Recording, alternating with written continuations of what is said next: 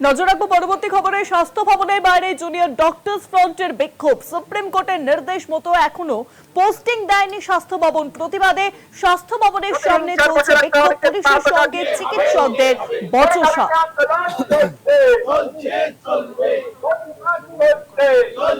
স্বাস্থ্য ভবন জবাব দাও, স্বাস্থ্য ভবন জবাব দাও, স্বাস্থ্যমন্ত্রী জবাব দাও। প্রতিহিংসার বসে রাখতে অনেকে এই দাবিতে আন্দোলন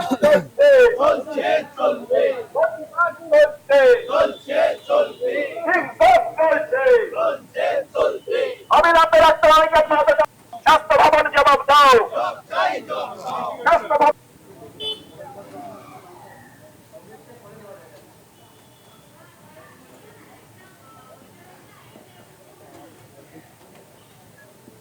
জুনিয়র ডক্টরস ফ্রন্টের বিক্ষোভ, পুলিশের সঙ্গে চিকিৎসকদের বচসা। সুপ্রিম কোর্টের নির্দেশে পরও এখনো পর্যন্ত পোস্টিং পায়নি। এই অভিযোগকে সামনে রেখেই কিন্তু প্রতিবাদে স্বাস্থ্য ভবনের সামনে বিক্ষোভ জুনিয়র ডক্টর ফ্রন্টের।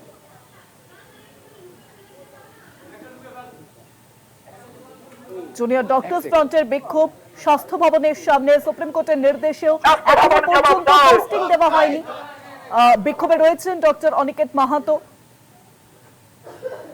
সেই ছবি দেখতে পাচ্ছেন। জুনিয়র ডক্টর ফ্রন্টের তরফে যে বিক্ষোভ চলছে, স্বাস্থ্য ভবনের বাইরে বিক্ষোভ, পুলিশের সাথে চিকিৎসকদের বচসা পর্যন্ত হয়।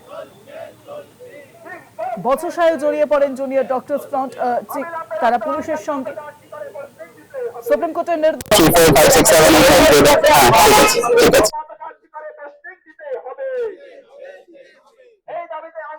স্বাস্থ্য ভবন জবাব দাও, স্বাস্থ্য ভবন জবাব দাও, স্বাস্থ্যমন্ত্রী জবাব দাও। প্রতিহিংসার বসে রাখতে অনেকে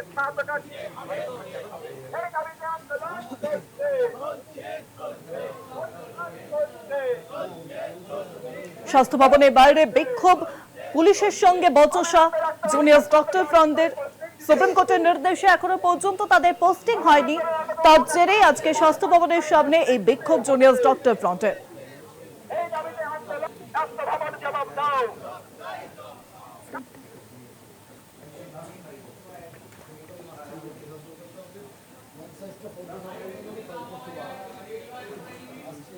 জুনিয়র ডক্টর ফ্রন্টের বিক্ষোভ, স্বাস্থ্য ভবনের বাইরে জুনিয়র ডক্টর ফ্রন্টের বিক্ষোভ।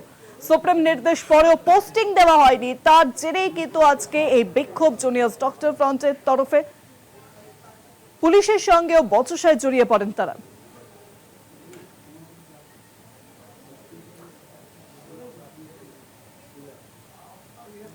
স্বাস্থ্য ভবনের সামনে থেকে সরাসরি রয়েছেন আমাদের প্রতিনিধি রোমিত বন্দ্যোপাধ্যায়। রোমিত, পুলিশের সঙ্গে চিকিৎসকদের বচসা পর্যন্ত হয়, এখন কি পরিস্থিতি সেখানে?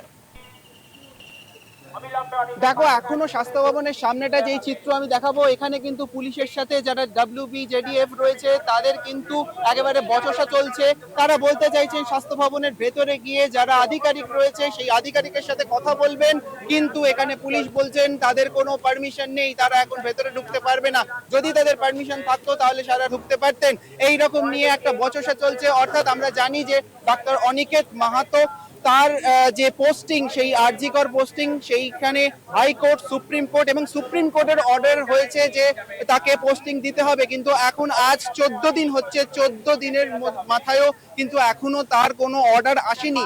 এবার সেই অর্ডার কেন আসেনি, কেন কি জন্য আসেনি, এবং সেই নিয়েই কথা বলার জন্য অনিকেত মাহাতোর সাথে আরো বেশ কিছু ডাক্তাররা, চিকিৎসকেরা এবং মূলত WBJDF তারা এই স্বাস্থ্য ভবনের বাইরে একত্রিত হয়েছেন। এবং সেইখান থেকে আমরা দেখতে পাচ্ছি যে স্বাস্থ্য ভবনের বাইরে যেমন পুলিশ ব্যারিকেডিং এবং তার সাথে সাথে প্রচুর পুলিশ মোতায়েন করা হয়েছে, এবং সেইখান থেকে আমরা দেখতে পাচ্ছি যে তাদেরকে কোনোভাবেই ভেতরে ঢুকতে দেওয়া হচ্ছে না। আমরা তাদের কাছ থেকে জানবো যে এই মুহূর্তে কি অবস্থা, কি চাইছেন আপনারা? দেখুন, মানে আজকে সুপ্রিম কোর্টের যে অর্ডারটা আছে অনিকেত মাহাতোর পোস্টিং নিয়ে, তার আজকে 14 দিন শেষ হচ্ছে অতিক্রান্ত। সেই জন্যে আজকে অনিকেত তার সাথে কিছু তার বন্ধু বান্ধবদের নিয়ে এসেছিল যে 14 দিন অতিক্রান্ত হতে চললো, তার কি অবস্থা সেইটা জানার জন্য এসছে। তার জন্য মোটামুটি 1 কিলোমিটার দূরে ব্যারিকেড দিয়ে বন্ধ করে, মানে কয়েকশো পুলিশকে দিয়ে ব্যারিকেড করে রাখা হয়েছে। এখন পুলিশকে একটাই জিনিস বলা হচ্ছিল, এরা শুধু যাবে গিয়ে কথা বলবে আসবে, পুলিশ সেটা মানতে রাজি হলেন না। তারপরে প্রিন্সিপাল সেক্রেটারির সাথে কথা বললেন, উনি বললেন আমি জানি না, ডিএমির সাথে কথা বলুন। উনি যখন বলে দিলেন ডিএম এর সাথে কথা বলুন, তারপরেও ডিএমির কাছে এরা 3 জন যাবে। এরা বলছে বিএনএস 163 আছে, যদি 163 থাকে তাহলে কোনো লাইন ভাঙার জন্য এখানে কেউ আসেনি। কারণ আইন সর্বোচ্চ আদালত যে রায়টা দিয়েছেন সেটা কার্যকর করার দায়িত্বের সময়সীমা বেঁধে দিয়েছিলেন, এই 14 দিন আজকে শেষ হতে যাচ্ছে।